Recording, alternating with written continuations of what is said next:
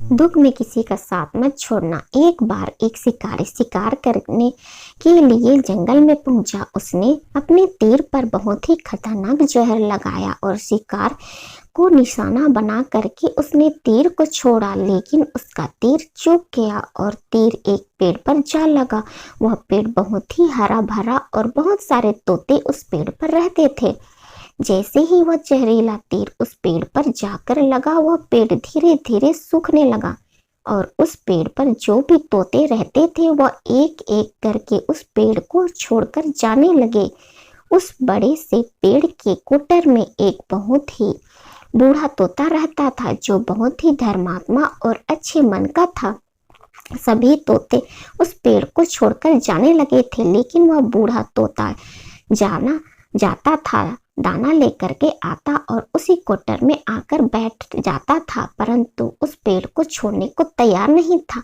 बूढ़े तोते के साथियों ने कई बार आकर के उसे समझाया कि यह पेड़ सूख रहा है और किसी दिन गिर भी जाएगा, चलो किसी और पेड़ पर चलकर रह जाए, परंतु वह बूढ़ा तोता वहां से जाने को तैयार नहीं हो रहा था।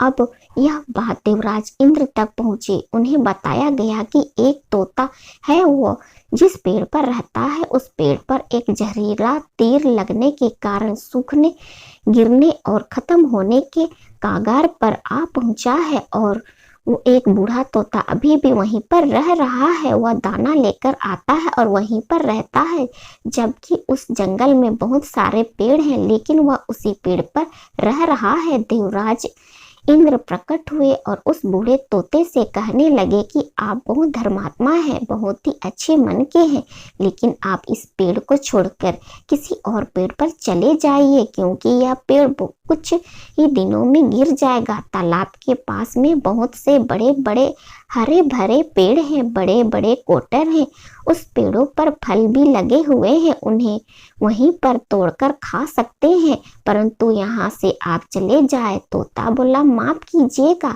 इस पेड़ ने मुझे जीवन दिया है, शिकारियों से मेरी रक्षा की है, हर मौसम में मेरे साथ रहा है, ये कोटर मेरा घर है, यहाँ मैं पला बढ़ा हूँ, इस पेड़ को मैं छोड़कर कैसे जा सकता हूँ? इस पर संकट आया है तो क्या मैं इसे छोड़कर चला जाऊं? मैं ऐसा कभी नहीं कर सकता। देवराज इंद्र तोते के इस बात से बहुत ही प्रसन्न हुए। उन्होंने तोते से कहा, मैं आपके इस बात से बहुत ही खुश हूँ, मांगो जो आपको मांगना हो। उस बूढ़े तोते ने कहा, मुझे बस इतना मांगना है कि जिस पेड़ ने मुझे जन्म दिया, जहाँ मैं रह पला बढ़ा, जिसके आप मेरा जन्मभूमि कह सकते हो, आप इसे फिर से वैसा ही हरा भरा कर दो जैसा यह था। देवराज इंद्र ने अमृत से उस पेड़ को सींच दिया और पहले की तरह हरा भरा कर दिया। अब वापस से इस पेड़ पर आकर वे बाकी तोते रहने लगे। वह बूढ़ा तोता कुछ समय तक और जिंदा रहा, फिर उसकी मृत्यु हो गई और वह स्वर्ग में चला गया। हमारी यह स्टोरी आप लोगों को अच्छा लगा तो लाइक शेयर और सब्सक्राइब कीजिए।